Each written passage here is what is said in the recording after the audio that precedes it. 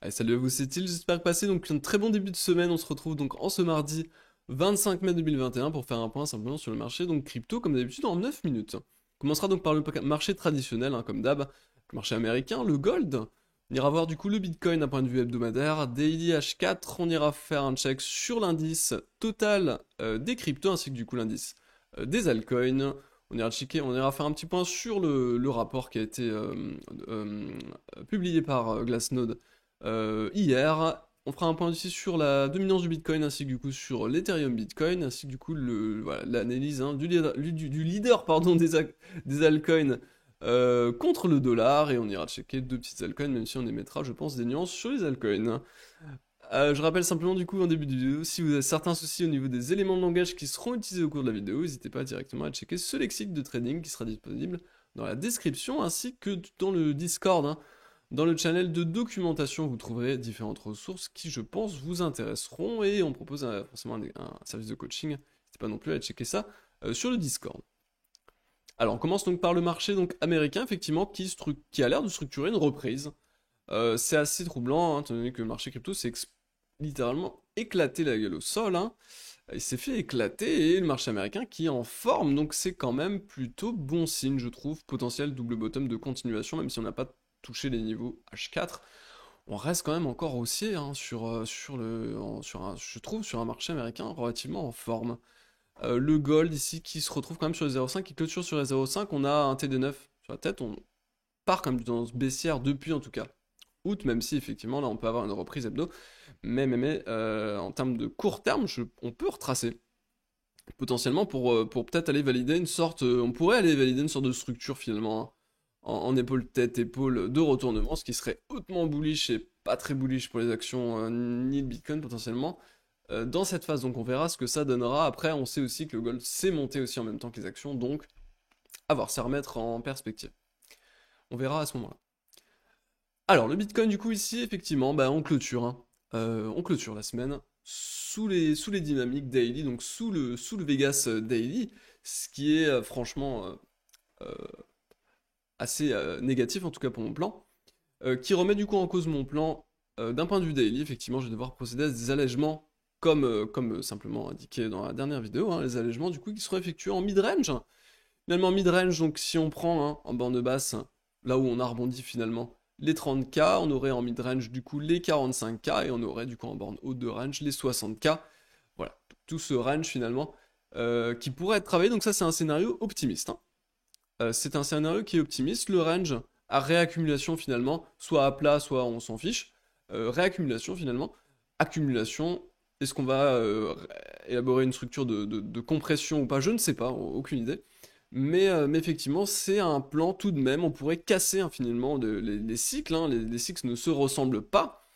Et effectivement, on pourrait être dans un cycle qui serait potentiellement plus long.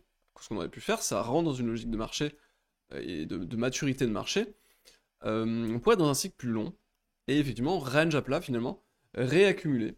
Étant donné qu'on est passé maintenant sous le Vegas Daily, un peu comme ce qu'on a fait en 2019, ici, qu'on réaccumulait avant quand même de se saper au Covid. Hein. Le Covid qui est, je pense, un peu une anomalie de marché, pour le coup.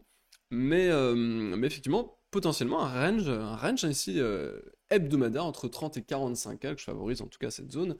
Du coup, gros allègement pour ma part, hauteur de, je pense, 75% sur le compte, peut-être 25% qui restera, et pas sûr encore. Hein. Mais voilà, pour jouer potentiellement du coup un range de la borne basse, etc.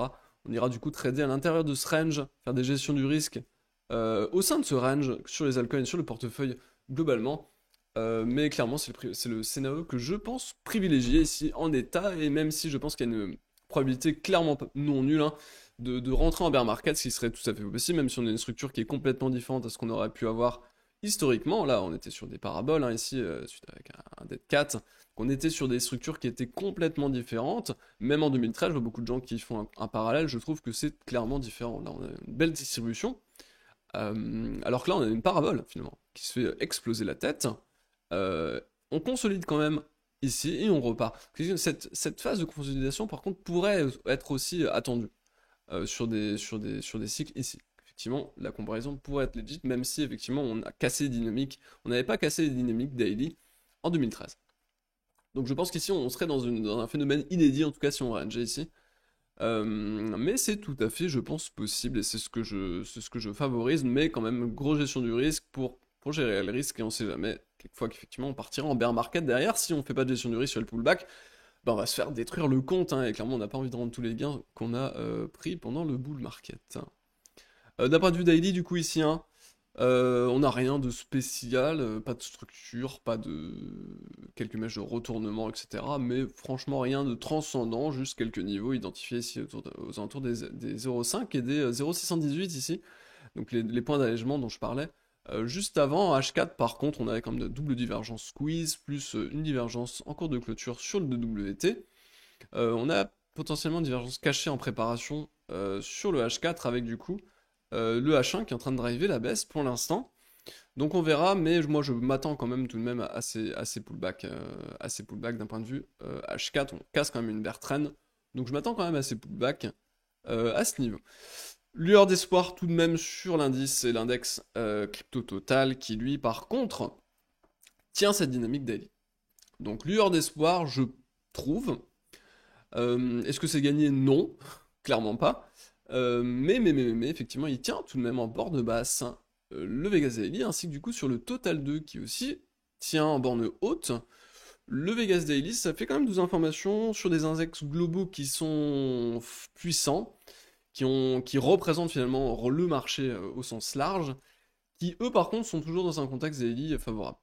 Mais moi je m'appuie tout de même sur le Bitcoin étant donné que c'est le leader. Donc mes analyses se baseront et la gestion du portefeuille se basera sur le Bitcoin, même si effectivement sur le total, je trouve qu'on est encore bien positionné. Et ça, voilà, moi je préférerais honnêtement, hein, derrière, du coup, s'il y a des gestions du risque qui sont faites ici, je revends, si on réintègre les niveaux et qu'on retrouve des supports, etc., si on retrouve 50K en tant que support ou qu'on casse 60K à la hausse, etc., je re-rentrerai dans le marché. Le problème ici, c'est que le mouvement est tellement violent, mon plan est globalement invalidé sur ce niveau, donc je suis obligé de procéder à des gestions du risque. Après, si on repart, et tant mieux, hein, vraiment, tant mieux, hein, vraiment. D'un point de vue indicateur on-chain, honnêtement, voilà, je fais un point global, honnêtement, c'est pas mauvais ce qui a été dit dans le rapport, je trouve pas ça si mauvais que ça en tout cas. Il y a aussi bien les indicateurs, il y a limite plus d'indicateurs bull que bear finalement. Je trouve qu'en tout cas le résumé est globalement assez positif. C'est plutôt clairement il parle beaucoup de FUD et il parle aussi de trop de positions qui étaient leveragées et qui sont fait éclater finalement. Et il trouve que c'est tout à fait sain et si on veut repartir dans les bonnes conditions à la hausse, il fallait effectivement passer par cette étape. Donc le rapport est pas négatif, honnêtement, vraiment pas négatif. La Bitcoin dominance, donc toujours ce rebond, hein, ici on est drivé donc par ce Vegas H4 qui pour l'instant peut entraîner un peu plus de baisse, mais effectivement, je vais virer ça. Mais effectivement, on a un gros point pivot ici aux alentours des 50 de dominance qu'il faudrait pas trop repasser à la hausse. On peut aller jusqu'au 0,5, les 55 dominance, à la limite, on pourrait encore y aller.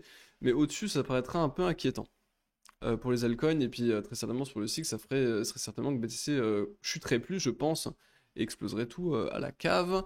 Et on a globalement à peu près la même chose finalement du coup sur l'Ethereum Bitcoin qui aussi trouve rebond pour l'instant sur une candle de retournement en bas de Vegas H4, donc c'est pas forcément si mauvais que ça pour les altcoins, je trouve. L'Ether, lui, bon, représentation graphique quasi exacte du total 2 finalement, donc on va pas s'étendre dessus, on est venu chercher 0,618 d'un point de vue linéaire, on a trouvé rebond pour l'instant dans le Vegas Daily, dans une dynamique daily, donc c'est pas fini, c'est clairement pas fini, je trouve, en tout cas sur l'Ether. Il y a quelques anomalies comme ça au niveau des altcoins qui ont fortement rebondi, le Maker, le Matic, etc. Mais c'est relativement anecdotique, je trouve. Le marché étant assez faible, il s'oriente, je pense, plus vers la défense hein, ici.